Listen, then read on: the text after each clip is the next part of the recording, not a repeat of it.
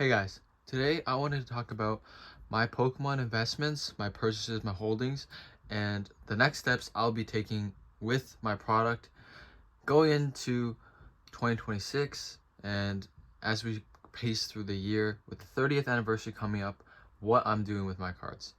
So, I'm definitely going to be selling a lot of product. Most of it, if not all of this here, will hopefully be gone in the next coming months. I have also more stuff in the other room, but that stuff, is the long-term holds. For these, I've had them for some things up to 5 years, between 1 to 5 years, most of this stuff. Some stuff is new product, but most of it, if not all, will be going very soon.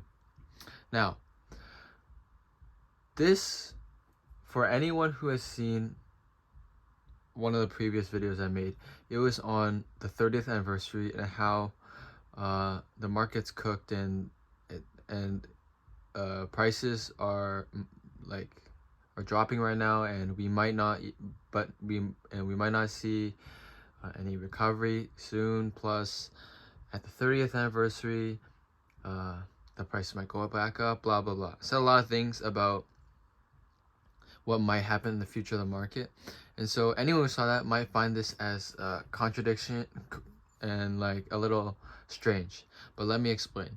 So it's undoubtable that recently the market has been taking a little bit of a correction.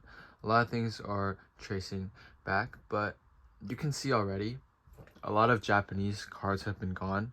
If you look at like a previous video, a lot of Japanese cards are slowly being sold off, though of course I get in more product every day for Japanese. Also, a lot of tins are going, and a lot of packs are going. The rest of the stuff I haven't really listed yet, because though I'm planning to sell this off in the near future, I'm not in a rush. So I'm not gonna sell at 80% market just to get rid of it, because this is not a panic sell. So to be clear, my course of action going into the next couple months will be to slowly try to move most of the Japanese product, but mainly the focus will be on the English product in there, and also a bunch of the cases up there. A lot of the packs I'm not really worried about, but mainly the collection box, ETBs, and even booster boxes I'll be moving. And this is because of cash flow, first of all. Second of all, the idea of higher highs and higher lows. So everyone recently has been getting a little worried with the market. I've seen a lot of comments actually that have been talking about how it's all over. It's just a fad, and they compare it to other fads like anything else that has not stayed for very long, and they mentioned this in the comments, but obviously it's not what's really going on here. And I've stated this in many videos. The market is tracing back undoubtedly, and this is not the peak time to maximize your profits, of course. But at the end of the day, you can't actually fully time the market, and we are still at a higher low than a year ago, for example. For like, if you take pretty much anything like 151, sure, the boxes aren't at the highs anymore, but they're still pushing very high numbers. It's still like double the price than you would have got a year ago, or triple the price you would have gotten 2 years ago, right? And it's the same case with pretty much any product, the booster box, ETBs, everything. And so, in my opinion, it's a great time to lock in profits. You will almost never get to sell at the high, and you never want to sell at the low, of course. And you can't really find the low, right? If something keeps dropping day by day, you don't know when it's gonna stop dropping. But we've had a little correction. But things are stabilizing a bit. So why not take this opportunity to sell off a lot of the stuff that I don't want to hold for the long term? That's because there's no world where locking in profits is a bad thing. Sure, you can miss out on profits, but having cash is something you can deploy in a new product. You can use it to enjoy your life. You can use it to pay for bills.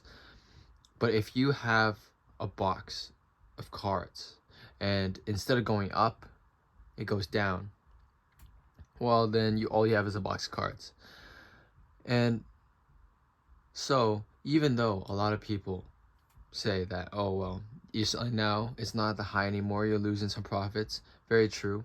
I already sold some like 151 and some other boxes, and sure, yeah, I could have made more if I held on to it longer, but at what point do you sell it, right? Plus, everything has an opportunity cost. Whether you choose to sell it now or you choose to hold it, there's an opportunity cost. You can always put that money in a different product. If you sell it, you could use it, like I said, to do whatever you want. Or if you hold it, you miss out on the other opportunities, but you got to stay invested in the product you already have. But also, there's another important point I like to bring up is the more expensive a product gets, first of all, the harder it is for it to keep growing, especially in a short time frame. Plus, because just as the product reaches like the mature price, most products plateau at a ceiling, at least for the first 10 years it's released. And also, the larger priced and like the higher the price of an item, the more people are priced out, which means the pool of buyers is smaller, which means even though it's technically worth more, it's going to be harder to sell, and you might even have to sell at a percentage off of market to even sell the box. So sometimes selling higher is not always better. Like if I could take my 151 UPC case and sell it for 3,000-4,000 today, and I could make an easy sale, just sell off right now, and I could buy like 20 boxes of Journey Together. Though no one wants Journey Together now, it's way easier for my $200 Journey Together boxes to double to $400, and for me to just sell off a bunch of Journey Together boxes of $400 in a couple months, rather than for a $4,000 case to double into $8,000 in a couple months, plus trying to find a buyer for that. So I'm not saying that it's not possible or it is going to happen for either of them, but it's definitely apparent that with a lot of products, the more expensive they get, the more risk there is, the harder it is to sell, the less buyers there are, and the more skeptical people are of you having it, right? And this really only applies to things that you don't truly enjoy or you don't have really, really high conviction. Like, if you really, really, really believe in Evolving Skies or Prismatic or 151, sure, you can hold it forever. For me, that set has always been Hidden Fates. For some reason, I really love Hidden Fates. Whether it's theoretically the strongest set or not, in the other room I have tons of Hidden Fates that I just will continue to hold for a very long time. But for other sets, like I got Darkness Ablaze, Astral Radiance, Fusion Strike, sets like that don't excite me. Sets that I don't enjoy as much. I'm way happier to just have that cash and be able to reinvest it in the business, reinvest it into other products, and do whatever I want with it, especially as we might see a lot of opportunities come soon. I did mention this in another video. It might be a great time to hold right now, or sell, or buy even. A lot of people might not sell right now because things are lower, but it's a great opportunity to either hold or buy because things are taking a little bit of a dip. But if you are worried, you don't even have to buy or sell, just hold. However, what I'm thinking is if I'm able to sell right now, I can also buy more if things continue to dip. And if they don't, there's still always opportunities. You can get Journey Together for like $5 a pack right now. You can get Prismatic for under $10 a pack, right? There's always opportunities if you see them through and you have conviction in certain opportunities. There's always opportunities. So that's why, even though a lot of people might be freaking out right now with the market, I've seen countless people even in my small comment section that are talking about how the market is going to zero, it's just a fad, and it's all going to be over soon. Maybe that's the case, but it's pretty clear that a lot of these people have not been through even one market cycle in this industry. But I guess we'll see what happens.